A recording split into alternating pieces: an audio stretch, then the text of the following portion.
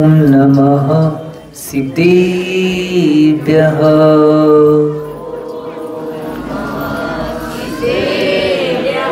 ओम नमः सिद्धेभ्यः।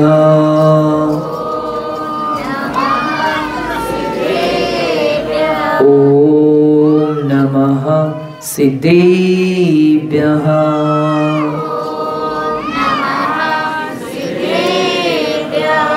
श्री राम कथा सुनाएंगे हम, सुनना बालक की तरह तुम।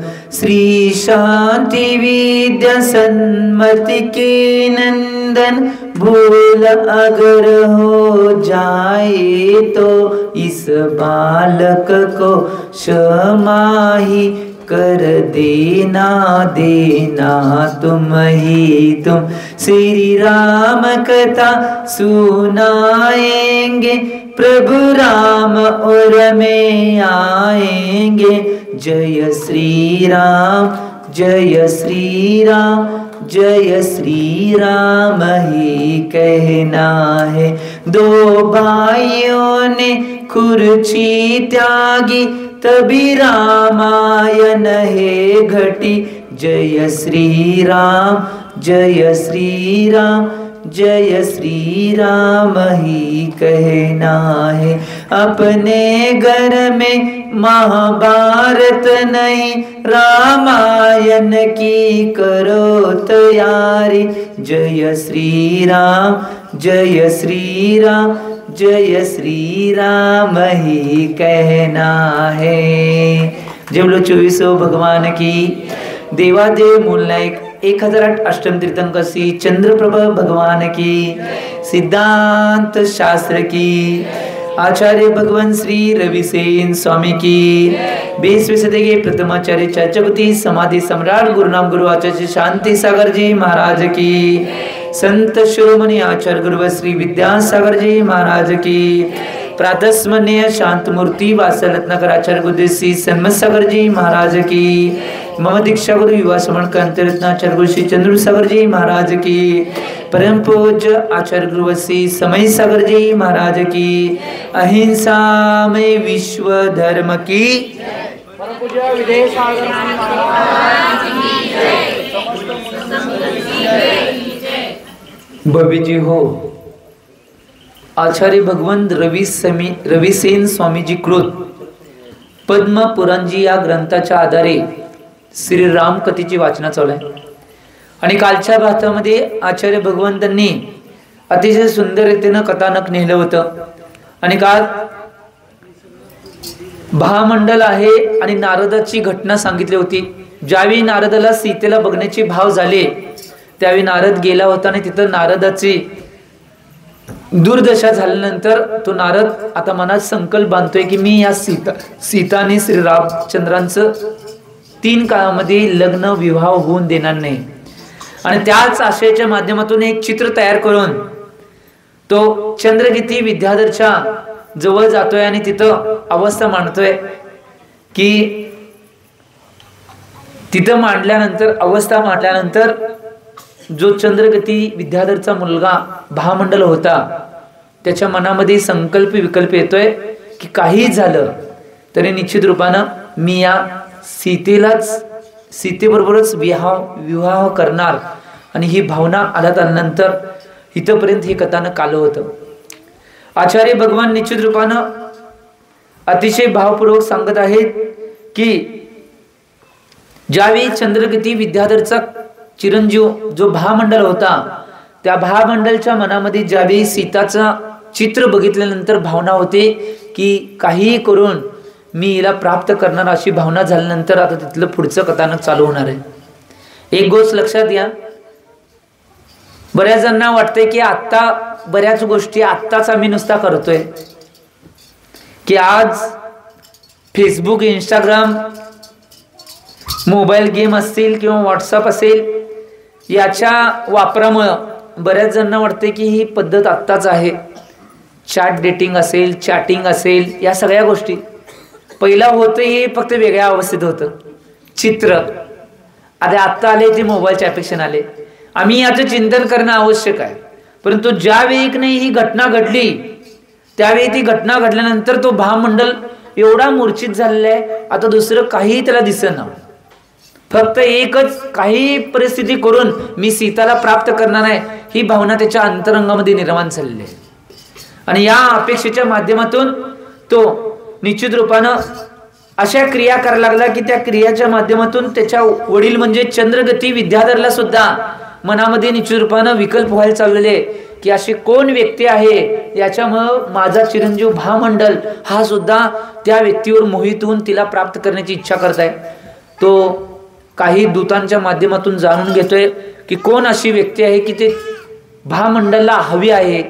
त्यावेळी तो सांगितल्यानंतर मिथिलापूरचा राजा जनकची कन्या सीता, या सीताची आवश्यकता भामंडल आहे. तो त्याच्यासाठी त्या सगळ्या क्रियाने एवढा भाव विभोर झालेला आहे की त्याला आवश्यकता आहे ते सीतेला मी कसंही करून प्राप्त करणार.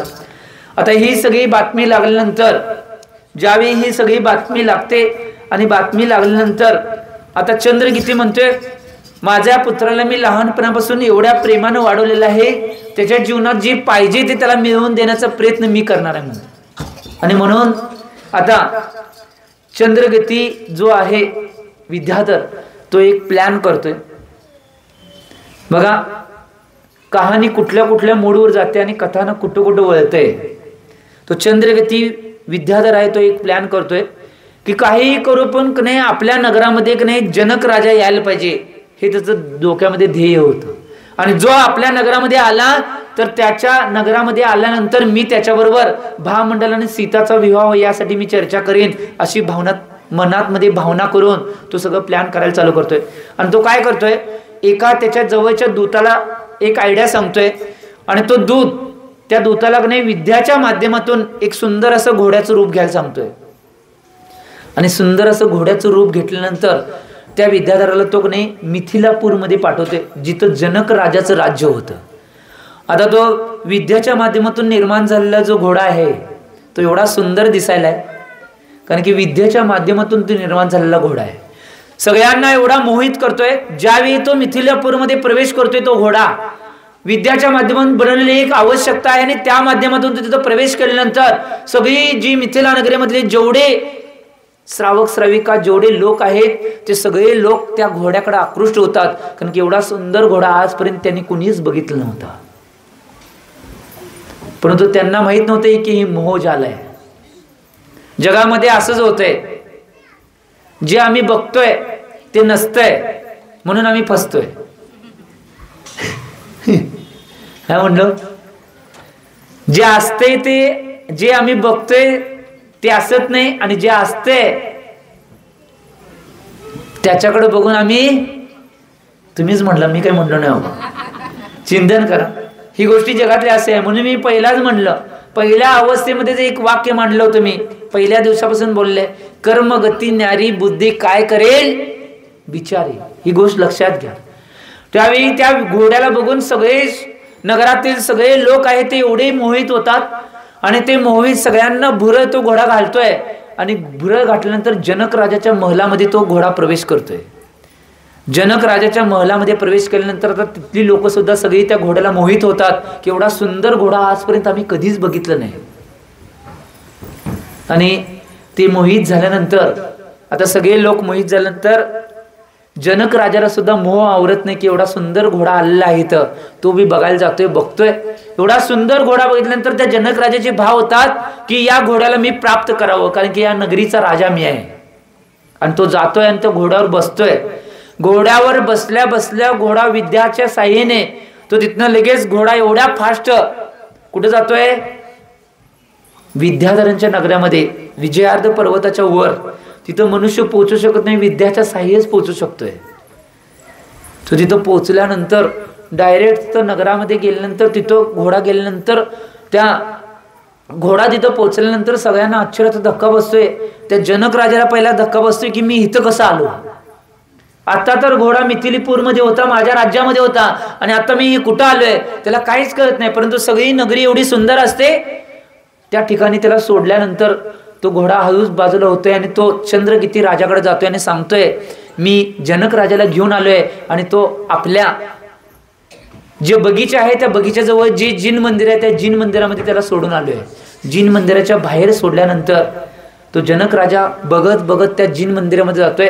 जिन मंदिराचं भगवंताचं दर्शन घेतोय आणि दर्शन घेतल्यानंतर ज्यावेळी चंद्रगती राजा तो आपल्या विद्येच्या साहाय्याने त्या जिन मंदिरामध्ये उपस्थित होतोय आणि उपस्थित झाल्यानंतर ज्यावेळी तो जनक राजा विचारतोय त्या चंद्रगती विद्याधरला, मी कुठं पोहोचलोय?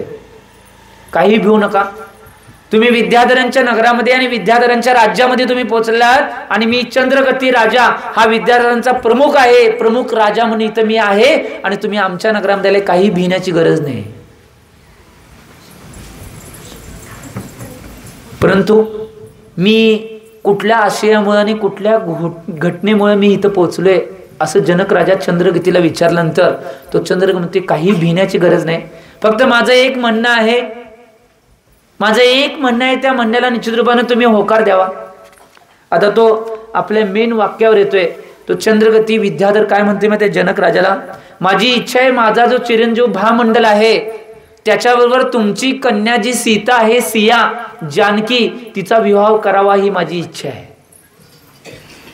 तुमच्यासाठी मनुष्यांसाठी ही आनंदाची बातमी आहे, कारण की विद्याधर जे हवेमध्ये उडणारे आहेत त्यांच्याबरोबर मनुष्यातल्यांचा विवाह व्हायलाय ही तुम्हाला आनंदाची बातमी आहे। तुम्ही माझ्याच मुलग्याला तुमची मुलगी द्यावी अशी इच्छा प्रकट करतोय तो। परंतु जनक राजा आता क्रोधित होतोय आणि क्रोधित होऊन म्हणतोय की हे चंद्रगती विद्याधर, तू जरी विद्याधर असलास, हवेत उडणारा जरी असेल, तू मनुष्यांची निश्चित रूपानं काही गोष्ट तू काही मनुष्यांना म्हणू शकत नाहीस। मी माझ्या मनामध्ये संकल्प बांधलाय की माझी जी पुत्री आहे सिया, तिचा विवाह तो दशरथाचा पुत्र श्री रामचंद्राशीच होणार आहे, दुसऱ्या कोणाशी होणार नाही। त्याही चंद्रगती आता आणि जास्त क्रोधित होऊन म्हणतोय की त्या मनुष्याकडं तुला काय मिळणार आहे? ज्या मनुष्याबरोबर तुझ्या कन्येचा विवाह करण्यास म्हणून तू मनामध्ये संकल्प बांधलायस त्या मनुष्याकडून तुला काय प्राप्त होणार आहे? विद्याधर आहे, तू विद्याधरांच्याकडून बरंच काही तुम्हाला प्राप्त होऊ शकतंय। आमच्याकडे सगळ्या प्रकारचे विद्या आहेत, त्या मनुष्याला तुझी कन्या न देता निश्चित रूपानं आम्ही तुमच्यापेक्षा वर हवेत उडणारे आहे आणि हवेतून मनुष्यांना बघताना आम्हाला असेच तुच्छ वाटतात, त्यामुळे त्या तुच्छ मनुष्याला मी मुलगी देण्यापेक्षा तू माझ्या मुलग्याला तुझी मुलगी दे म्हटल्यानंतर जनक राजाला एवढी चीड येते। आता त्या चिडलेल्या अवस्थेमध्ये जनक राजा जोर जोरात बोलायला चालू करतोय आणि म्हणतोय की हे चंद्रगती, तू तुझ्या मनामध्ये जो विचार आहे तो सगळा विचार काढून टाक। तू काही जरी म्हणलास, काही जरी केलास तरी माझ्या कन्येचा विवाह श्री रामचंद्राशीच होणार आहे, दुसऱ्या कुणाशी मी विवाह करणार नाही। कर्मगती न्यारी बुद्धी काय करेल बिचारी, कधी कधी कर्म कुठं नेते आणि काय करते काय माहित नाही। आता चंद्रगती सुद्धा एवढा क्रोधित झालेला आहे आणि त्या क्रोधित झालेल्या अवस्थेमध्ये तो सुद्धा मनामध्ये संकल्प बांधतोय की काही झालं तरी निश्चित रूपानं मी जी माझा मुलगा भामंडल आहे त्या भामंडलचा विवाह सीतेशी करूनच सोडणार आहे। तू किती काय करतोयस बघायचं आहे। आता या अवस्थेमध्ये ह्या सगळ्या गोष्टी अपमानाच्या गोष्टी, कारण की मनुष्यचरांचा अपमान त्या विद्याधरनं केला ही भावना जनकाच्या मनामध्ये होते। परंतु जनक का थांबतोय माहिती काय, आता मी त्याच्या ताब्यामध्ये आहे, त्याच्या कब्जामध्ये आहे, तो काहीही करू शकतोय, म्हणून आता काही न बोलतो आपण शांत बसावं। आणि ज्यावेळी मनुष्यांच्या पारड्यामध्ये किंवा मिथिलापूरमध्ये मिथिला नगरीमध्ये मी जातोय त्यावेळी आपल्या क्रिया करणं आवश्यक आहे, म्हणून तो जनक शांत बसतोय। आता या अवस्थेमध्ये या सगळ्या घटना घडाल्या, या सगळ्या घटना घडत असताना सगळ्या गोष्टी होत आहेत आणि त्या सगळ्या गोष्टी होत असताना सगळ्यांच्या मनामध्ये आता विचार होतोय, त्या जनक राजाच्या मनात सुद्धा विचार होतोय की आता निश्चित रूपानं श्रीरामांचं आणि सीतेचं लग्न कसं होणार आहे कुणास ठाऊक। तुमच्या मनामध्ये सुद्धा विकल्प आला असेल, परंतु तुम्हाला माहिती आहे काही झालं तरी रामाचं आणि सीतेचं लग्न हे म्हणले बघा होणार आहे, टीव्हीवर बघून माहित झाले। एक गोष्ट लक्षात घ्या, टीव्ही आणि याच्यामध्ये जमीन आसमानचा फरक आहे, त्यामुळे चिंतन करणं आवश्यक आहे, ठीक आहे। परंतु एक गोष्ट लक्षात घ्या, या गोष्टी पुढं येत असताना, आता सगळ्या गोष्टी कथानक पुढं जात असताना ज्यावेळी हे सगळं कथानक पुढं येतंय त्यावेळी निश्चित रूपानं की या गोष्टी होत आहेत, त्या गोष्टी होत असताना आता जी घटना तिथं समोर प्रस्तुत झालेली आहे, आता त्या घटनेतून इकडं दुसरी घटना कथानकला एक वळण मिळते. इकडं सीता जी असते ती आपल्या महलामध्ये आराम करत असताना बऱ्याच दासी तिच्या जवळ येतात आणि त्या दासी म्हणतात की सिया, तुला माहित आहे तुझ्या वडिलांनी निरोप पाठवलाय दशरथ राजाजवळ, त्यांच्या मुलाशी तुझा विवाह होणार आहे. आता सीता सुद्धा आनंदित झाली. इकडं अजून कुणाला काही माहित नव्हतं, नुसता दशरथ राजापर्यंत बातमी पोहोचलेली. आता ती बातमी लगेच सगळीकडे पसरत पसरत सीता मैयाजवळ आली आणि सियाजवळ आल्यानंतर सियाला ती बातमी कळल्यानंतर आता सिया सुद्धा निश्चित रूपानं श्रीरामांना बघण्यासाठी उत्सुक आहे. पहिलाच होत होतं, आत्ताच होतंय असं काही नाही. परंतु एक गोष्ट लक्षात घ्या, पहिल्याची सिया ती वेगळी आहे आणि आत्ताची सिया लय वेगळी आहे. हो सांगाले हो, आत्ताची सिया ही आपला आपण पसंत करत्या, ती सिया होती ती आई वडिलांच्या पसंतीनं बघण्याची इच्छा करत्या. आत्ताची सिया आताच पसंत करत्या, सगळं होते मग आई वडिलांना कळते. लय जमीन आसमानचा फरक आहे सोडा. त्यामुळे एक गोष्ट लक्षात घ्या, आज जर आम्ही आमच्या जीवनामध्ये या गोष्टीतून बाहेर पडत असेल, आम्हाला वाटतंय की आमच्या घरामध्ये प्रत्येक घरामध्ये रामायण घडावं, महाभारत घडायला नको, वाटते की नाही? महाभारत म्हणजे युद्ध आणि रामायण म्हणजे सामंजस्य, प्रत्येकानं वाटते. परंतु प्रत्येकांना वाटत असेल तर या राम कथेमध्ये जेवढी पात्र येतात त्या पात्रांचं आचरण आमच्या पद्धतीनं आम्ही आमच्या जीवनामध्ये करणं आवश्यक आहे. त्याच वेळी आमच्या जीवनामध्ये किंवा आमच्या घरामध्ये रामायण घडेल, नाहीतर महाभारत ठरलेलंच आहे. काय म्हटलं मी, कळलं? त्यामुळे चिंतन करा. परंतु एक गोष्ट लक्षात घ्या, आज जेवढं कथानक ऐकलंय त्या कथानकाला पुढे नेण्यापेक्षा सगळ्यात महत्वाची जे कथानक ऐकले त्यातली महत्वाची बाब आणि महत्वाची गोष्ट, सगळ्यात महत्वाची मोठ्या माणसाचा आदर सत्कार आणि विनय करणं आवश्यक आहे. आज एवढ्या कथानकला पुढे नेलेलं आहे. ती सिया असेल, प्रभू राम असेल, यांनी कधी आपल्या लग्नाचा कुठल्याही गोष्टीचा विचार कधी केला नाही, परंतु त्यांच्या वडिलांनी सांगितलेल्या सगळ्या आज्ञा आपल्या शिरसावंत मानून त्या आज्ञांचं पालन करण्याचा प्रयत्न या मुलांनी केलेला आहे. मला आजच्या मुलांना, तरुण पिढीला आणि सगळ्यांना आज एक संदेश याच्या माध्यमातून द्यायचा आहे. एक गोष्ट लक्षात घ्या, आई वडील असतील, आजी आजोबा असतील, जे बुजुर्ग लोक असतील किंवा जेवढे तुमच्या घरातले सदस्य आहेत त्यांचा आदर सत्कार आणि विनय करायला पहिला सगळ्यांनी शिका. एकमेकांचा सगळ्यांनी आदर सत्कार आणि विनय करणं आवश्यक आहे. ही गोष्ट महत्वाची आहे. आम्ही नुसता कथानक बघून बाकीच्या गोष्टी होणार नाही आणि नुसता बाकीच्या गोष्टी सुद्धा बघून होणार नाही. तर आपल्याला काय करायचं असेल, या कथानक ऐकत असताना त्यातलं काय काय चारित्र्याचे आचरण आपल्याला मिळतात ते आचरण करण्याचा प्रयत्न आणि पुरुषार्थ आमच्या जीवनामध्ये करणं आवश्यक आहे. आज मला मधीच हे का सांगावं वाटायला माहिती काय, याचं मूळ कारण बऱ्याच दिवसाने या गोष्टी सगळ्या करत असताना बरेच गोष्टी समोर येतात आणि समोर गोष्टी येणाऱ्या त्या गोष्टींना हँडल करत असताना आम्हाला बऱ्याच गोष्टी वाटतात की या गोष्टी समाजातून निघून जाव्या. पहिला सगळ्यात कुठली गोष्ट असेल तर पहिली सगळ्यात महत्वाची गोष्ट आहे, समाजात जेवढे नाही निश्चित रूपानं मुलं मुली आहेत, युवक युवती आहेत, त्या मुलांनी किंवा लहान मुलं मुली असतील, या मुलींनी पहिल्या आपल्या मोठ्या माणसांचा आदर करायला शिकायला पाहिजे. आज काय तर आई वडील घरातले सांगितले तर मुली लगेच मान वर करून बघतात, असं काय ह्यांना काही वेगळंच सांगितलंय. ह्यांच्या जीवनात वेगळेच प्रसंग, आम्ही याचं चिंतन करणं आवश्यक आहे. आज बऱ्याच मुलांना वाटतंय की आई वडील काहीतरी सांगतात म्हणजे आमच्यावर काहीतरी थोपवाले, परंतु एक गोष्ट लक्षात घ्या, कुणाचे आई वडील कुणाविषयी वाईट चिंतन कधी करणार नाही. प्रत्येकाचे आई वडील प्रत्येकाविषयी चांगले विचार करणार आहेत आणि प्रत्येक व्यक्ती, प्रत्येक आई वडील आणि प्रत्येक मोठी माणसं ही आपल्या लहानांचा विचार करणार आहेत. ही गोष्ट लक्षात घ्या. त्यामुळे चिंतन करा. आम्ही आमच्या जीवनामध्ये चिंतन करायचं आहे की जेवढ्या प्रमाणात जेवढ्या मोठ्या लोकांचा विनय करताय तेवढं करण्याचा प्रयत्न करा. आणि दुसरी गोष्ट असेल, मुलींनी आणि मुलांनी संकल्प बांधा, माझे आई वडील सांगत नाही तोपर्यंत विवाहाचा प्रश्न मी स्वतःहून काही करणार नाही. नाहीतर आज सगळीजण जास्त लव्ह मॅरेजकडे चालल्या. काय सांगावले मी? स्पष्ट रूपात.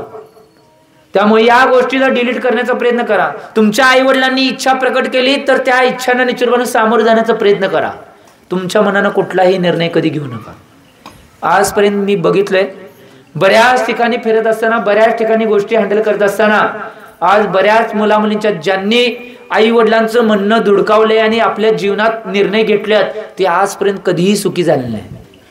आणि ज्या मुलामुलींनी आई वडिलांचा निर्णय शीर सावध्य मानून त्यांच्या निर्णयावर आपण आपलं चारित्र्य करण्याचा विश्वास किंवा मत प्रकट केलेलं आहे, ती सगळी मुलं मुली आज सुखी आहेत. आम्ही याचं चिंतन करणं आवश्यक आहे. तुम्हाला सुखी व्हायचे का दुःखी हो? काय व्हायचंय? सुखी व्हायचंय सगळ्यांना. ज्यांना मी विचारले त्यांनी उत्तर द्यावं. मुला मुलींना विचारले मी, सुखी व्हायचंय का दुःखी? आता बोटावर मोजण्यासारखीच आहे. बऱ्याच जणांना वाटते आम्हाला सुखी बी व्हायचं नाही, दुःखी बी व्हायचं नाही, मध्ये स्टेबल राहायचंय. मला एक गोष्ट लक्षात घ्या, जरी स्टेबल राहायची भावना केला, कुठल्याही भावना जरी केला, तर माझं मत आहे की आम्ही आमच्या जीवनामध्ये आज ज्या गोष्टी, ज्या प्रसंग येतात त्या प्रसंगांना सामोरं जाताना विनयपूर्वक, आदरपूर्वक आणि सत्कारपूर्वक जाणं आवश्यक आहे. एक घटना सांगतो आणि मग कथानकाला पुढे जातो, कारण की महत्त्वाचं आहे. हा विषय महत्त्वाचा आहे. मी या टॉपिकवर येऊन थांबलोय. आज एक गोष्ट लक्षात घ्या, बऱ्याच युवक युवती आज मला सांगायचं आहे की इंस्टाग्राम असेल, फेसबुक असेल, व्हॉट्सअप असेल, ट्विटर असेल आणि बरेच काय काय आहेत, स्नॅपचॅट, लय काय काय, हे सगळ्या याच्या माध्यमातून आज एवढं मोठं जाळं विणलं चाललंय. मला सांगायचं हे प्रकर्षानं मी आजच्या दिवशी का सांगितलं, कारण की आज या गोष्टीला सामोरे चाललोय आपण कथानकमध्ये, म्हणून या गोष्टी मी प्रकट करले. या सगळ्याच्या माध्यमातून आज बरीच युवक युवती न कळत नुसतं युवक युवतीच नाही, तो लग्न झालेल्या महिला, पुरुष हे सुद्धा यात अडकत चाललेले. याचं चिंतन करा. आज बरेच लोक आमच्याजवळ येतात आणि त्याचं सजेशन मागतात. त्यावेळी आम्हाला खंत वाटते की आम्ही आमचा समाज एवढा सुदृढ आणि जागृत समाज असणारा सुद्धा समाज या दिशेला कसं चाललंय. आज बरेच मोठमोठे, कारण की एक गोष्ट लक्षात घ्या, कधी नुसता पहिला मोबाईलवर तुम्ही हातात घेतल्यानंतर पहिला फोटो बघताय, फोटो बघितल्यानंतर कधी कधी चॅट करण्यानंतर परत बोलण्यावर परत बाकीच्या गोष्टी पुढं जात, कधी त्यात वाहत जात आहे कळतच नाही. याचं चिंतन करा. या गोष्टीकडे कधीही वाहून घेऊ नका. भारतीय संस्कृती, जैन संस्कृतीने जैन संस्कारांना कधी विसरू नका. कारण की आपल्या जीवनामध्ये जर रामायण किंवा राम राज्य जर आणायचं असेल तर या संस्कृती आणि संस्कारांना आम्ही टिकवणं आवश्यक आहे. आज एक गोष्ट लक्षात घ्या, एवढ्या मुली या विवेकामध्ये अडकलेल्या आहेत. आज एक एक प्रसंग जर सांगायला चालू केले, 4 महिने झाले तरी संपणार नाही तेवढे प्रसंग माझ्याजवळ आहेत. मी स्वतः त्या प्रसंगांना हँडल केलेलं आहे आणि स्वतः बघितलेलं आहे. त्यामुळे चिंतन करणं आवश्यक आहे. या गोष्टींचे विचार, या गोष्टींच्यावर सगळ्या चिंतन आई वडिलांनी सुद्धा आणि मुलांनी सुद्धा करायला पाहिजे. बऱ्यांची इच्छा फक्त काय एकच आहे की आमच्या जीवनात एवढ्या सगळ्या प्रसंग, सगळ्या गोष्टी करून सुद्धा आम्ही या गोष्टीत पुढं कसं जाईन झालोय. एक गोष्ट लक्षात घ्या, समाजामध्ये तुम्ही ज्यावेळी जगत असताना समाजाच्या रीतिरिवाज आणि जे समाजाने घातलेले कायदे कानून आहेत त्यांचं पालन करणं आवश्यक आहे. एक गोष्ट लक्षात घ्या, शास्त्रामध्ये काय ठिकाणी नदी आहे, त्या नदीला नाही जीवनदायिनी म्हटलेलं आहे. का मग सांगा मला, की सगळ्या जेवढे जीव आहे त्या जीवांना पाण्याची पूर्तता करून देणारी नदी आहे म्हणून तिला जीवनदायिनी म्हटले. परंतु ती नदी ज्यावेळी 2 पात्रामध्ये वाहत असते त्यावेळी जीवनदायिनी असते, आणि 2 पात्रांना सोडून बाहेर पडते त्यावेळी त्या नदीला जीवन विध्वंसिनी म्हणलेलं आहे.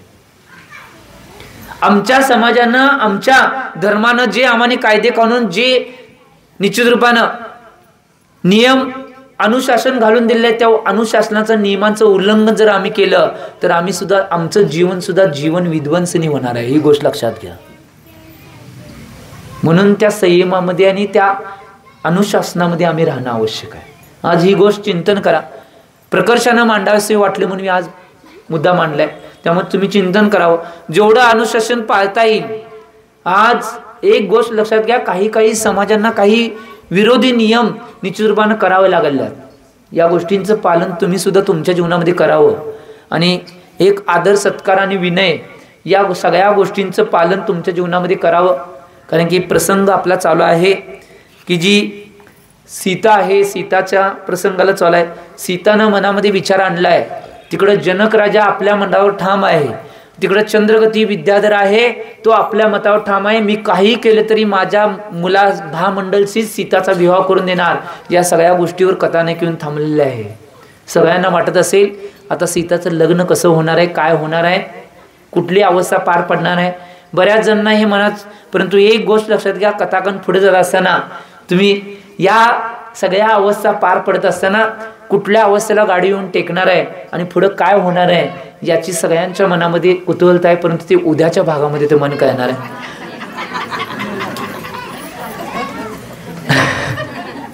आम्ही चिंतन करायचं आहे.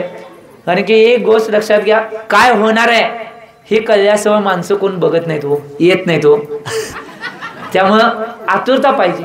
आज एक गोष्ट लक्षात घ्या, बऱ्याच जणांना आज निश्चित रूपानं खरं खरं सांगायचं, आज बऱ्याच जणांना आतुरता असायची टीव्हीच्या मालिकांची, मोबाईलच्या मालिकेची, आपल्या गावातल्या कार्यक्रमाची. परंतु आज गिजवण्याचं वातावरण असं बदललंय की बऱ्याच जणांना आतुरता लागते पुढं काय होणार आहे. दुपारची बी आतुरता आहे, संध्याकाळची बी आतुरता आहे. चिंतन करणं आवश्यक आहे. त्यामुळं हीच रामराज्याची सुरुवात आहे. गिजवण्यापासून रामराज्याची सुरुवात होणार आहे, ही गोष्ट लक्षात घ्या. त्यामुळं भिण्याची गरज नाही आपल्याला. आम्ही घराघराला जर रामराज्य, घराघराला जर रामायण बनवायचं असेल तर या गोष्टी जर आम्ही निश्चितपणे 4 महिन्यात सगळ्या फॉलो केल्या, जी गुरुवरांच्या मुखातून येणार आहेत आणि जिनवानीच्या माध्यमातून ज्या येणार आहेत त्या जर आम्ही फॉलो करत गेलो तर आमच्या गिजवण्यामध्ये सुद्धा रामराज्य आल्याशिवाय राहणार नाही, ही गोष्ट लक्षात घ्या. त्यामुळे चिंतन करा, तुम्ही तुमच्या जीवनामध्ये चिंतन करा. उद्या काय होणार आहे ते होणार आहे, जे होणार आहे ते होणार आहे. कारण की एक आमचे आचार्य भगवान सन्मत सागर महाराज काय म्हणायचे, जो जो देखे वीतरागी सो सो होई वीरारी, अनहोनो काही को होत नाही, काही को होत रे अधिरारी. एक गोष्ट लक्षात घ्या, वीतराग भगवंतांनी, अरिहंत भगवंतांनी जे केवळ ज्ञानामध्ये बघितले तेच घडणार आहे. आम्ही का अधीर व्हालोय? तुमच्या जीवनात सुद्धा अधीर होत आहे. कर्म सिद्धांत शिकवायला आहे आज. आजचा कर्म सिद्धांत आहे म्हणून मी सांगालोय. एक गोष्ट लक्षात घ्या, आजचा कर्म सिद्धांत काय सांगतोय, जसं होणार आहे तसंच होणार आहे. त्यात आम्ही इन्व्हॉल्व होऊन आम्ही दुःखी होण्याची गरज नाही, ही गोष्ट लक्षात घ्या. त्यामुळे तुम्ही सुद्धा अधीर बनू नका. जे होणार आहे, जसं होणार आहे, कसं होणार आहे, जीवनात असून दे या कथानकात असून दे, दोन्ही गोष्टी तशाच होणार आहेत. त्यामुळे यात आम्ही अधीर होण्याची काय आवश्यकता नाही आणि कुणाला दोष देण्याची गरज नाही. तू केलेस म्हणून माझं वाटोळं झालं, त्यांच्या जीवात कर्मानं होत असते. त्यामुळे तुम्ही या सगळ्या गोष्टीचा विचार करायचा. आजचा कर्मसिद्धांत एवढाच घ्यायचा आहे की एक गोष्ट लक्षात घ्या, कुणी काय मागितलं तर मिळणार नाही आणि कोणाकडे काय नसलं कोण देतो म्हणून मिळणार नाही. आजचा कर्मसिद्धांत आहे. कुणी कितीही काय मागून दे, त्याच्या नशिबात असल्यावर, त्याच्या कर्मात असल्यावरच मिळणार आहे. आणि एक दुसरं कर्मसिद्धांत काय, दुसऱ्याच्या कर्मातलं कोण काढून घेऊ शकत नाही. कोण किती बी प्रयत्न करून दे, त्याच्या पुण्यामध्ये असेल तेच त्याला मिळणार आहे. त्याच्या पुण्यातलं दुसरं कोण काढून घेऊ शकत नाही, दुसऱ्याच्या पुण्यातलं तिसरा कोण काढून घेऊ शकत नाही. यालाच म्हणतात कर्मगती. त्यामुळं आम्ही बी चिंतन करावं आणि भावना करावी एवढी भावना करतो आणि आजच्या वाणीला विराम देतो. जे बोलो आचार्य भगवान श्री सन्मती सागर जी महाराज की. सुख के सब साथी दुख में न को, मेरे राम मेरे श्याम, तेरा नाम एक साजा दूजा न को, मेरे राम मेरे श्याम.